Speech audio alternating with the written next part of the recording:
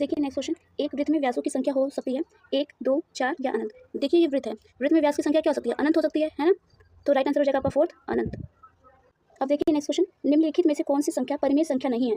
अब देखिए परिमेय संख्या और अपरिमेय संख्या क्या होती है। परिमेय संख्या होती है जिसको हम p बटे q की फॉर्म में लिख सकते हैं, और अपरिमेय संख्या होती है जिसको p बटे q की फॉर्म में नहीं लिख सकते। आपसे पूछा है परिमेय नहीं है, इसका मतलब अपरिमेय बतानी है। देखिए जिसको आप बटे के रूप में लिख सकते हो तो वो तो परिमेय संख्या होगी, ये भी परिमेय संख्या, ये भी परिमेय संख्या। बच क्या गया √2, तो √2 है एक अपरिमेय संख्या, इसीलिए आपका राइट आंसर हो जाएगा थर्ड। ठीक है। इस भारतीय गणितज्ञ ने 19वीं सदी की शुरुआत में संख्या सिद्धांत, अंशात्मक अवलोकन तथा दीर्घवृत्तीय फलनों में महत्वपूर्ण योगदान दिया। देखो पहला option Brahmagupta, second Srinivasa Ramanujan, third Aryabhata, fourth Baudhayana. तो आपका राइट आंसर हो जाएगा सेकंड, ये आपको रटने पड़ेंगे। सेकंड क्वेश्चन, गणित वह भाषा है जिससे भगवान ने ब्रह्मांड की रचना की, यह कथन किसका है। Isaac Newton, Albert Einstein, Galileo Galilei या पाइथागोरस। तो आपका राइट आंसर हो जाएगा थर्ड, गैलीलियो गैलीली। इसने कहा था कि ब्रह्मांड जो भगवान है उन्होंने ब्रह्मांड की रचना किसकी मदद से की है, गणित की। अब नेक्स्ट क्वेश्चन पूछा गया था, निम्नलिखित में से कौन सा आगमनात्मक पद्धति का दूसरा चरण है। देखिए इसमें आपको ऑप्शन है सामान्यीकरण, सत्यापन, अवलोकन या विशिष्ट उदाहरणों की प्रस्तुति। तो आपका राइट आंसर हो जाएगा अवलोकन।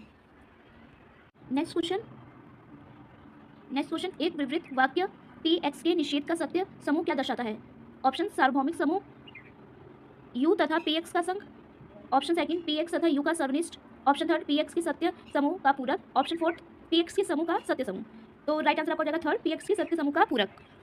नेक्स्ट क्वेश्चन, कौन सा गणितीय सूत्र अक्सर गणित में सबसे असाधारण और सुंदर परिणामों में से एक माना जाता है क्योंकि यह असंबंधित लगने वाली संख्याओं को आपस में जोड़ता है।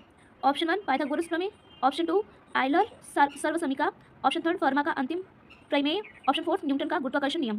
तो राइट आंसर आपका हो जाएगा आयलर सर्वसमीका। नेक्स्ट क्वेश्चन, कौन सी मूल्यांकन विधि शिक्षण प्रक्रिया के दौरान छात्रों को उनकी समझ में सुधार के लिए प्रतिक्रिया प्रदान करने पर केंद्रित होती है।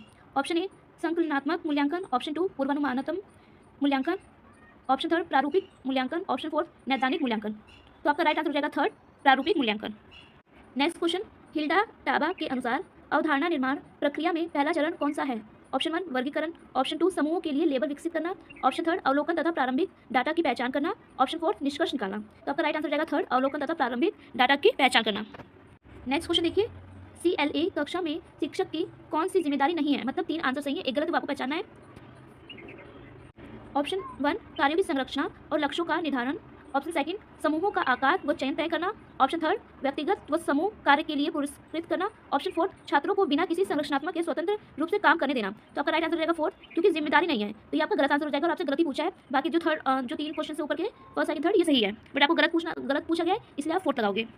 नेक्स्ट क्वेश्चन, गणितीय पाठ्यक्रम को व्यवस्थित करने के लिए किस दृष्टिकोण का उल्लेख तार्किक और मनोवैज्ञानिक